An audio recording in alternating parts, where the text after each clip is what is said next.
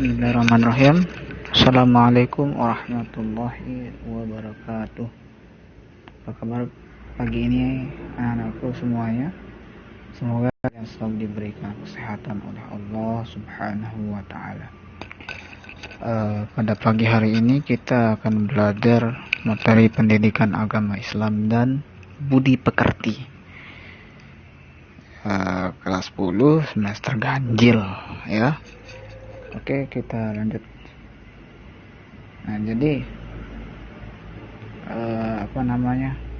pendidikan agama Islam dan budi pekerti. Hari ini kita akan membahas tentang Pak Guru besarkan ya.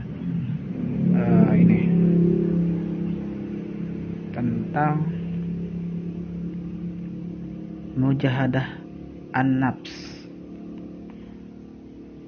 Adapun dalam materi ini kita pertama-tama kita akan melihat tentang mujahadah an-nafs itu apa, husnuzon itu apa, dan ukhuwah.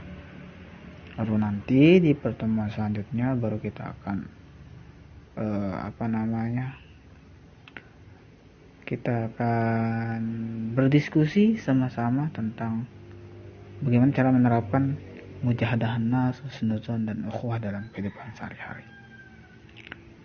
Pada pagi hari ini kita akan membahas tentang mujahadah an-nafs, husnuzon, dan ukhuwah.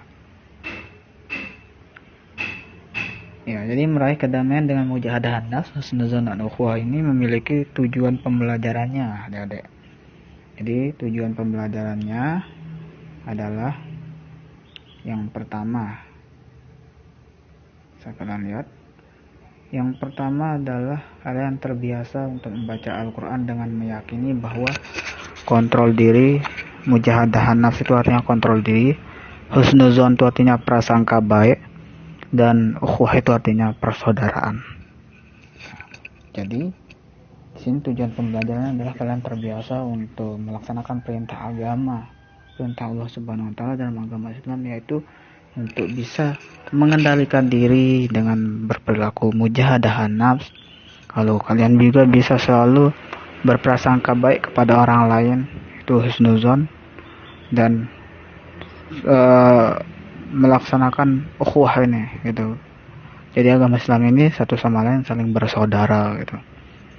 Kedua, menunjukkan perilaku kontrol diri, prasangka baik, persaudaraan sebagai implementasi perintah di dalam Quran surat Al-Hujurat ayat 10 dan ayat 12 serta hadis terkait. Nah, jadi di dalam Quran surat Al-Hujurat ayat 10 dan ayat 12 ini di sini memang terkhususkan untuk membahas tentang materi mujahadah an-nafs gitu.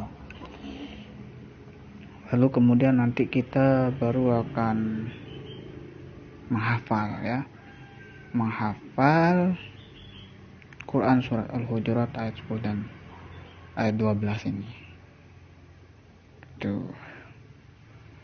Kita lanjut ke materinya. Nah, ini.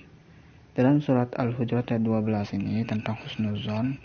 Jadi pertama kita lihat dalam surat Al-Hujurat tentang husnuzon dulu, yang pertama dibahas tentang prasangka baik. Kita baca sama-sama. A'udzubillahi minasyaitonirrajim. Bismillahirrahmanirrahim. Ya ayyuhallazina amanu ijtanibu katsiran minaz-zanni inna ba'daz-zanni ismun wa la tajassasu wa la yaghtab ba'dukum ba'da ayuhibbu ahadukum an ya'kula lahma akhihi maitan fakarihtumuh wattaqullaha innallaha tawwabur rahim. Nah, jadi kita lihat di dalam dalam Quran surat Al-Hujurat ayat 12 ini. Di sini kita lihat dulu terjemahan artinya. Dan surat Al-Hujurat ini, ya ayyuhallazina amanu itu artinya adalah hai orang-orang yang beriman. Ijtanibu katsiran minaz-zanni itu adalah jauhilah olehmu banyak berprasangka. Inna ba'dakum zanni ismun, karena sebagian prasangka itu adalah dosa. Wala tajassasu wala yaghtab ba'dukum ba'da, dan janganlah mencari-cari keburukan orang dan jangan menggunjingkan sebagian kamu atas sebagian yang lain, artinya gibah itu. Ayuhibbu ahadukum ayyakula lahma akhihi maitan fakarihtumuh. Nah, jadi adakah seorang di antara kamu yang suka memakan daging saudaranya sendiri yang daging saudaranya sendiri lah gitu, yang sudah mati? Tentulah kamu merasa jijik. Wattaqullah, dan bertakwalah kepada Allah. Innallaha tawwabur rahim, sesungguhnya Allah Maha penerima taubat lagi Maha penyayang. Nah, di dalam Quran surat Al-Hujurat ayat 12 tentang husnuzon atau berprasangka baik ini, kalau kita lihat di asbabun nuzulnya dalam Quran surat Al-Hujurat ayat 12 ini diriwayatkan oleh Ibnu Munzir yang bersumber dari Ibnu Juraij bahwa ayat ini turun berkenaan dengan Salman Al-Farisi yang bila selesai makan suka tidur sambil mendengkur itu artinya ngorok itu. Pada waktu itu ada orang yang menggunjing perbuatannya, maka turunlah ayat ini yang melarang seseorang untuk mengumpat dan menceritakan aib orang lain. Nah, jadi dari pelajaran dari asbabun nuzul ini kita dapat pelajaran bahwa jangan suka membicarakan aib orang lain gitu. Nah, isi kandungan di dalam surat Al-Hujurat ayat 12 ini kita lihat ya. Ya ayyuhalladzina amanu jtanibu katsiran minadh-dhanni inna ba'dakum dhanni ismun. Orang beriman diperintahkan gitu ya untuk menjauhi banyak prasangka, yaitu suuzon, prasangka buruk, karena ia merupakan dosa. Sebaliknya diperintahkan untuk memperbanyak berprasangka baik gitu. Jika seseorang sudah berprasangka buruk, bisa dipastikan akan melakukan perbuatan buruk berikutnya, yaitu tajasus dan kan menggunjing atau gibah. Nah, tajassasu itu artinya wala tajassasu. Itu artinya jika seseorang sudah berprasangka buruk, bisa dipastikan dia akan melakukan perbuatan kayak semacam bergibah, itu menggunjingkan orang lain, membicarakan keburukan orang lain itu.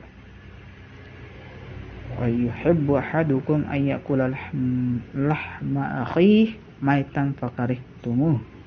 Orang beriman juga dilarang untuk mencari kekurangan orang lain, memata-matainya atau mengintai lah gitu kelemahan orang itu, lalu membicarakannya dan menggunjingkannya gitu. Sehingga gibah ini diibaratkan seperti memakan bangkai daging saudaranya sendiri yang sudah mati. Makanya jadi di artinya itu janganlah kalian memakan daging saudaranya sendiri. Nah, jadi daging saudara sendiri itu artinya adalah membicarakan aib orang lain itu. Nah, orang beriman diperintahkan untuk bertakwa kepada Allah SWT. Maka tadi dikatakan wattaqullah, bertakwalah kepada Allah Subhanahu wa taala dengan cara menghindarkan diri dari berprasangka negatif, menjauhkan diri dari perbuatan tajassus atau gibah itu. Tajassasu itu kan tajassasu itu artinya adalah gibah, atau Allah SWT sangat menginginkan dan menerima taubat hamba-hambanya, juga memberikan kasih sayangnya kepada hamba-hambanya yang berbuat baik, berprasangka baik, melihat kebaikan orang lain, dan membicarakan hal-hal yang positif dari kebaikan orang lain. Jadi jangan saling membicarakan lah gitu baik kebaikan orang lain atau keburukan orang lain. Nantinya di dalam diri seseorang itu kan masih ada kesalahan gitu di dalam diri masing-masing. Jadi mari kita koreksi lah gitu. Dari ayat ini dapat diambil pelajaran bahwa mari kita mengkoreksi diri kita sendiri dulu, bercermin dengan segala kekurangan kita, baru kita akan baru kita bisa menilai orang lain seperti itu. Lanjut. Isi kandungan dalam Quran surat Al-Hujurat ayat 12 tentang husnuzon. Saja Rasulullah SAW menjelaskan apa itu gibah. Saya tercantum dalam hadisnya yang diriwayatkan oleh hadis riwayat Muslim yang bunyinya an Abi Hurairah anna Rasulullah sallallahu alaihi wasallam qala. Nah, dari Abu Hurairah radhiyallahu an bahwasanya Rasulullah SAW pernah berkata atau bersabda lah, atadruna mal ghibah, qalu Allah wa rasuluhu a'lam, qala zikruka akhaka bima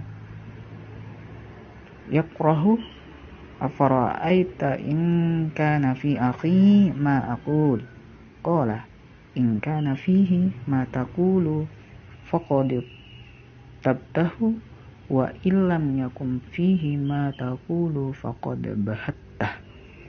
Dari Abu Hurairah radhiyallahu anhu bahwasanya Rasulullah SAW bersabda, tahukah kalian apakah gibah itu?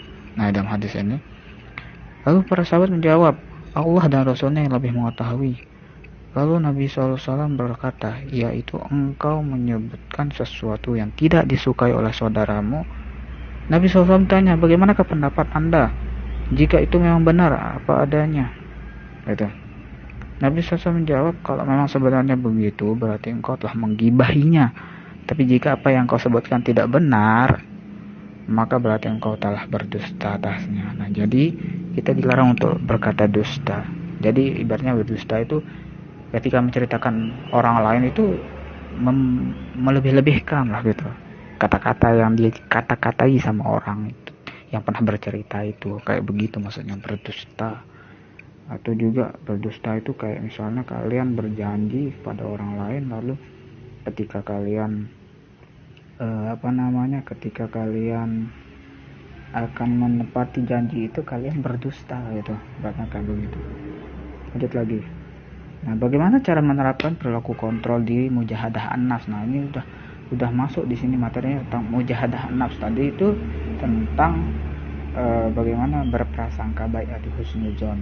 Jadi kita dilarang oleh Allah Subhanahu wa taala tadi itu untuk bersikap suuzon gitu kepada orang lain. Jadi sekarang ini adalah bagaimana caranya supaya kita melatih hati kita dan juga pikiran kita masing-masing, pakai dia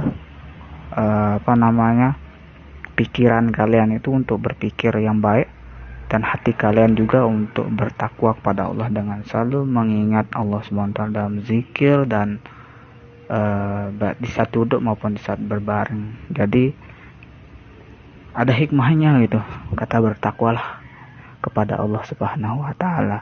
Jadi ketika seorang hamba itu bertakwa kepada Allah, maka tidak ada rasa yang lain untuk memikirkan kesalahan-kesalahan orang lain. Jadi dia itu akan berfokus dengan amalnya sendiri, tidak fokus dengan amal orang lain. Apa yang orang lain lakukan itu dia tidak terlalu memperhatikan gitu. Jadi dia tidak sampai baper lah gitu, ibaratnya gitu, sampai membawa perasaan. Ya, kita masuk lagi ke materi tentang kontrol diri nih. Dapat dilakukan dengan cara-cara sebagai berikut. Yang pertama, menghindari dan menjauhi perbuatan dosa dan maksiat. Kedua, mengarahkan seluruh aktivitas hidup untuk meraih ridho Allah Subhanahu wa taala. 3, menahan dan mengendalikan hawa nafsu.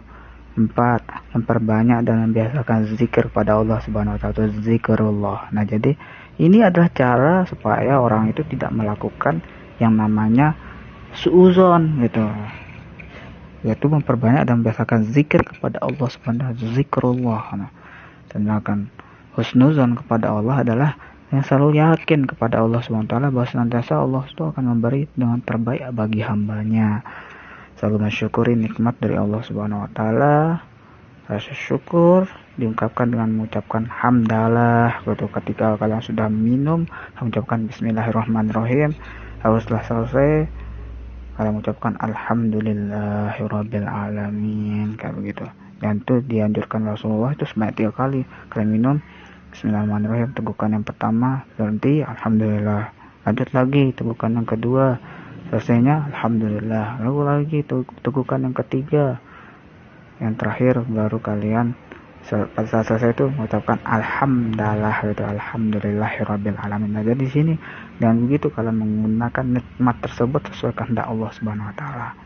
Jadi bersikap tawakal. Tawakal itu artinya ketika kalian sudah melakukan segala sesuatu ikhtiar, maka semuanya kalian serahkan kepada Allah Subhanahu wa taala dengan sabar dan ikhlas atas semua cobaan dan ujian dari Allah Subhanahu wa taala gitu. Itu dia. Oke anak-anak, sampai di sini. Selanjutnya nanti kita akan bahas di pertemuan selanjutnya.